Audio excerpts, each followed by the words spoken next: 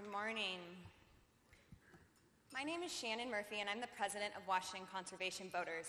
I've been with WCV for 9 years, and as a woman in politics, what has grounded me this often challenging and disheartening election cycle is knowing and seeing that our efforts working directly with communities is what breaks through the political noise. Talking neighbor to neighbor, underlining our shared values. I started my career as an organizer in Tacoma, and I bring that experience to my work every day at WCV.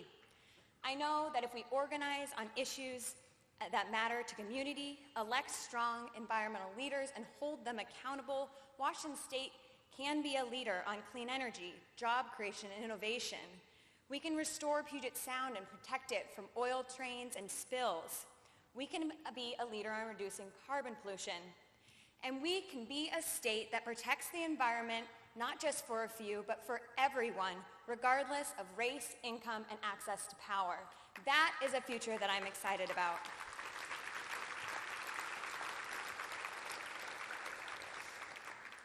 The first step is electing leaders on November 8th that will represent and work for that vision. We need elected leaders who don't just talk the talk, but who take real action to put our communities' public health and safety first. And that's why we must all come together to re-elect Governor Jay Inslee, the greenest governor in the country. As Joan said earlier, the governor has led on protecting Puget Sound and addressing carbon pollution, and is running against an opponent who doesn't believe in taking any action on climate. It's up to us to stand with Governor Inslee. But the governor can't do it alone. We need leaders in every office and level of government, like Cyrus Habib as our next lieutenant governor, and Tina Paladowski as our next Secretary of State. And in the race for Commissioner of Public Lands, we can elect a true champion with Hillary Franz.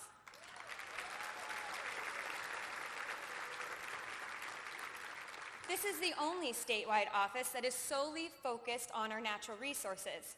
Hillary has lived her values at every step of her environmental career and has 2 decades of experience promoting sustainable land management and rural economic development. Hillary's opponent, on the other hand, Steve McLaughlin, was a member of an anti-government extremist group who believed there shouldn't even be federal lands. They even supported the wildlife refuge takeover in Oregon last year. I'll just let that sink in for a moment. These 2 candidates couldn't be more different, and WCV is working hard to make sure Hillary is our next commissioner.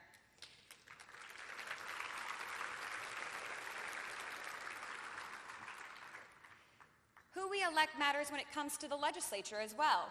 The State House has been our backstop to anti-environmental rollbacks time and time again. We need to make the House stronger and have to re-elect leaders like Representative Christine Kildoff in Tacoma and elect new legislators like Beth Dolio in Olympia and John Lovick in Snohomish.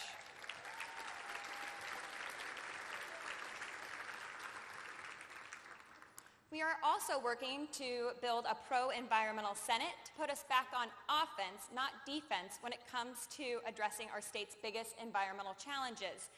To do that, we must first re-elect Senator Mark Mollett from East King County.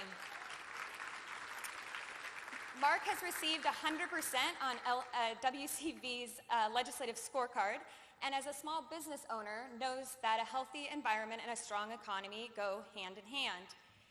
And down in Vancouver, we're working to help Tim Probst, who is standing against the proposed oil terminal in his city because he knows a clean energy economy is a better path for our future.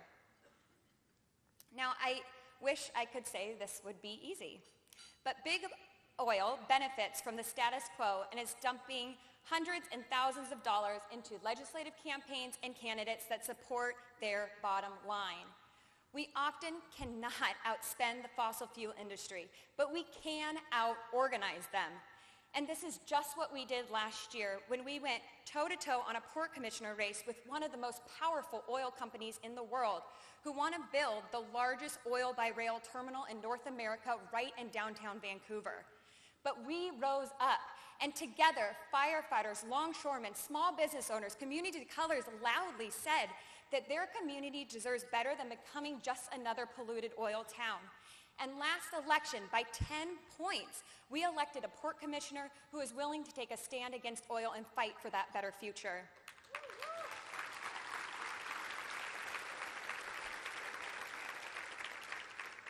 And that was just one of the many races won last year where a local environmental issue was a defining factor in the race. And we're going to do it again this year. Washington Conservation Voters has one of the largest grassroots forces in the state. This year alone, we'll have 1,500 volunteers knocking on doors, talking to voters about what's at stake this election. We're leading a coalition effort with Progress Alliance, Fuse, Washington Can, SEIU, and others, focused on engaging infrequent voters at the doors who consistently support environmental candidates and causes, but don't consistently vote. These are often younger voters, people of color, and single women. This strategy of widening the base of environmental voters by lifting up voices often left behind will help us win this year and put us in a better position to hold on to seats in 2018 and beyond.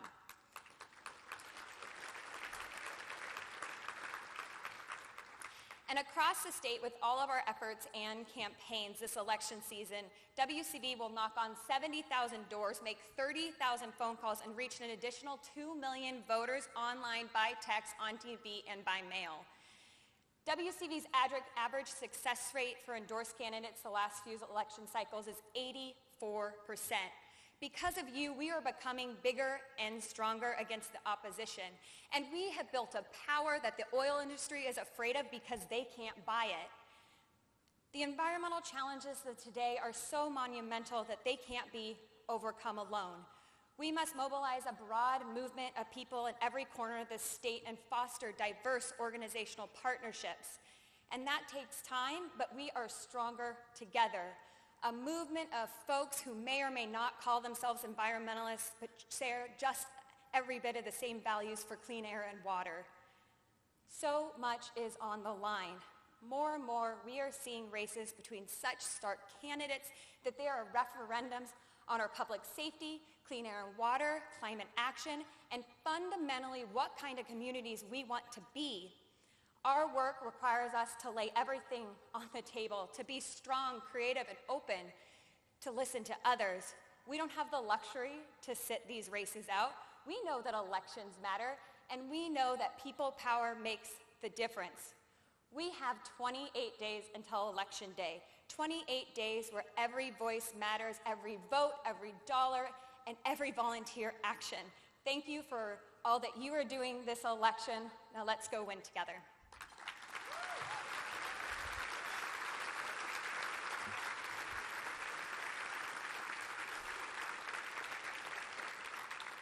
Thank you.